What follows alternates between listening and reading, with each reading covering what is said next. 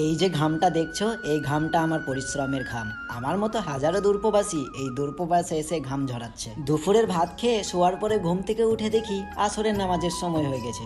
তাই অজু করে এসে নামাজে দাঁড়িয়ে গেলাম, নামাজ পড়লাম, সঙ্গে বন্ধুদের জন্য দোয়াও করে দিলাম, মন থেকে দোয়া করলাম। তারপরে এই ঘর থেকে বেরিয়ে পড়লাম, বেরিয়ে বাইরে কাজগুলো করতে হবে, গাছে পানি দেওয়া, ঝাড়ু লাগানো, সমস্ত কিছু কাজ করতে হবে। তারপরে হঠাৎ মনে পড়লো বাইরে এক জায়গাতে লিক করছে পানি, সেখানে ব্ল্যাক টেপটা মারতে হবে।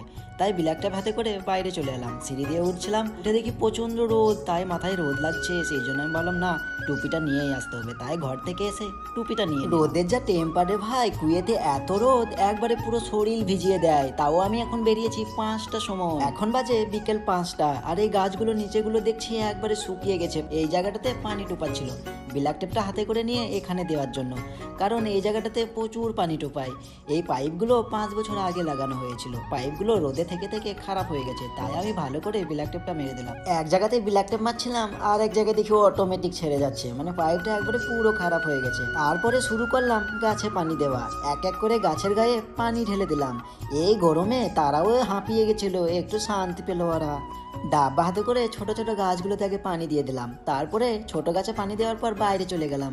বাইরে এসে দেখি গাছগুলো তিসায় কাঁপছে, এক এক করে দিলাম তাদেরকেও পানি। পানি দেওয়াই শেষ না, এবার শুরু করলাম ঝাড়ু দেওয়া। ঘামের ভিতরে ঝাড়ু দিতে দিতে পুরো শরীরটাই ক্লান্ত হয়ে গেছিল।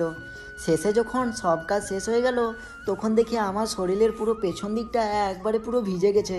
এই যে আমার ঘামটা দেখো, পরিশ্রমের ছাপ। এই ছিল আজকের দিনটা, ছোট্ট একটা গল্প, প্রবাস জীবন। বলো তো কেমন লাগলো তোমাদের? আবারই নতুন ভিডিওতে আসছি। টাটা, বাই বাই, আসসালামু আলাইকুম, আল্লাহ হাফেজ।